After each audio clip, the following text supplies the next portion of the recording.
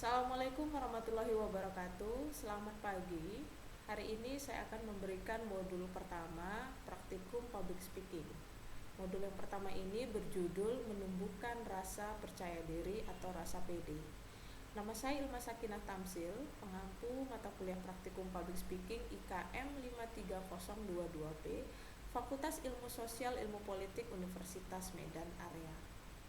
Nah, kenapa sih kita harus menumbuhkan rasa pede? Nah, pede itu sangat diperlukan dalam public speaking. Tidak hanya dalam public speaking apapun, tidak hanya berpidato. Ketika kita berhadapan dengan audiens, berhadapan dengan orang lain, ataupun berhadapan dengan individu lain, percaya diri ini sangat diperlukan. Karena dengan kita memiliki rasa pede, kita akan sukses ataupun kita bisa lancar berbicara di depan umum. Nah, namun kalau misalnya kita nggak pede, kita pasti akan kesusahan, kita pasti akan terhambat ketika berbicara di depan umum. Nah, ada yang mengatakan untuk bisa pede berbicara di depan umum itu kita harus menghafal dulu terlebih dahulu isi materi yang mau kita bawakan. Nah, kalau kita merujuk kepada metode public speaking, yaitu metode memowriter, nah hal ini mungkin sesuatu yang harus menjadi beban. Artinya kita harus tahu dulu, kita hafal betul apa materi yang mesti kita lakukan. Nah, namun ternyata dengan menghafal saja itu tidak cukup untuk menghilangkan rasa cemas saat di depan umum. Nah, artinya ketika kita sudah tahu materi yang mau kita bawakan, namun tiba-tiba kita demam panggung, namun tiba-tiba kita merasa gak pede ketika di depan umum, karena mungkin audiens ini seolah-olah menjudge kita. Nah, ini kan mungkin ada faktor-faktor lain yang membuat kita tiba-tiba jadi cemas saat berada di depan umum. Yang tadinya hafalan sudah hafal mungkin bisa jadi buyar karena fokus kita terpecah karena kita tidak pede. Nah, hal ini tidak hanya terjadi pada public speaker pemula. Nah, namun juga bisa terjadi pada orang yang sudah terlatih sekalipun, kalau memang dia tidak siap berbicara di depan umum. Jadi yang harus dilakukan dalam melakukan public speaking supaya kita bisa pede, ya kita ready, ya. Maka itu untuk menjadi seorang public speaker atau pembicara, kita perlu berlatih menguasai demam panggung. Nah, bagaimana caranya? Nah, kita latihan dulu. Misalnya besok kita harus berbicara di depan orang banyak. Nah, kita latihan dulu. Anggap bangku kosong ini audiens. Nah, jangan takut. Artinya kita harus pede. Nah, ada cara untuk meningkatkan rasa pede kita. Bagaimana caranya? Nah, sehingga jika kita bisa meningkatkan rasa pede, jadi sehingga hal-hal pendukung yang dapat mengganggu konsentrasi pada saat berbicara itu dapat diminimalisir.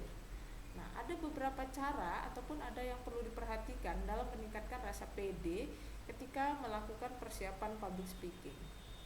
Yang pertama, kesiapan performa outlook. Ini bisa ditopang dengan makeup, dengan dress up, dan aksesoris.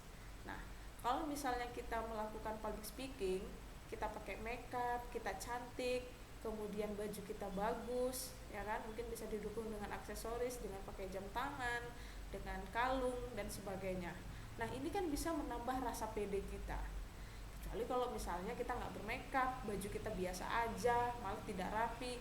Nah, ini kan membuat kita jadi nggak pede, ya kan. Nah, tapi kalau dengan performa kita sebaik ini, sesempurna ini, audiens akan melihat kita sebagai seseorang yang penuh dengan persiapan.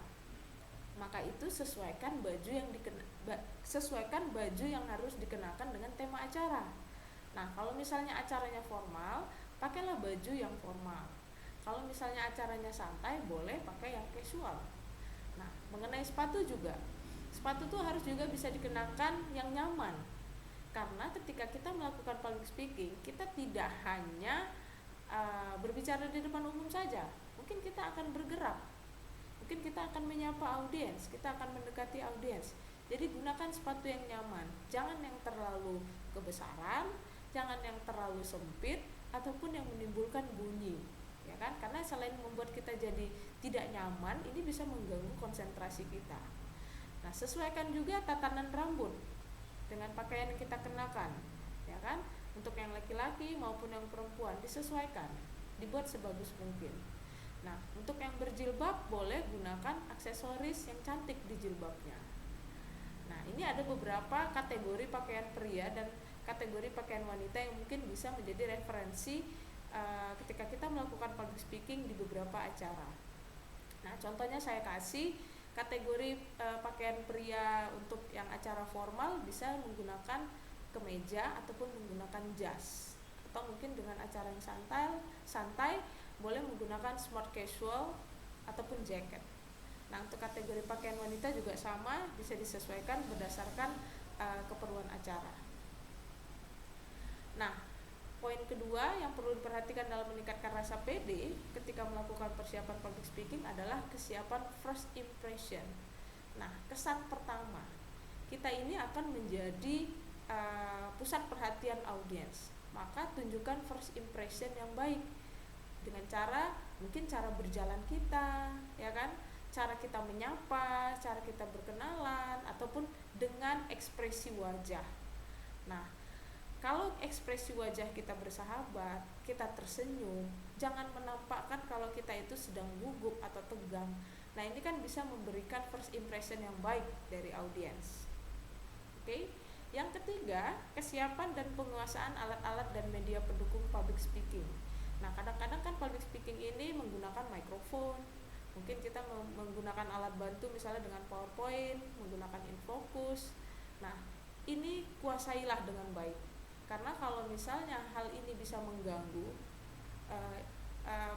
maksud saya apabila alat-alat ini tidak kita kuasai dengan baik, ini bisa mengganggu konsentrasi kita ketika kita melakukan public speaking, karena fokus kita akan terpecah. Aduh, ini kenapa nih kok nggak bisa berfungsi, ini kenapa nih mikrofonnya. Nah, jadi selain persiapan kita melakukan public speaking dengan materi dan mental, kita harus bisa penguasaan alat-alat media pendukung. Kemudian penguasaan audiens. Nah, penguasaan audiens ini adalah kita mengenal siapa audiens kita.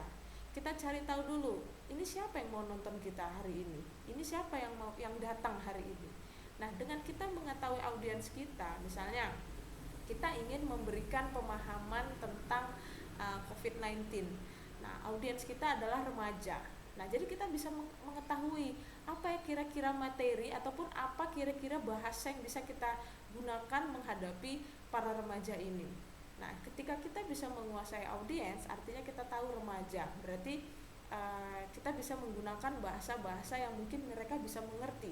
Nah, ini akan membantu kita jadi lebih pede. Oke, terima kasih. Itu saja modul singkat hari ini. Modul kedua selanjutnya adalah melatih variasi suara. Terima kasih. Assalamualaikum warahmatullahi wabarakatuh.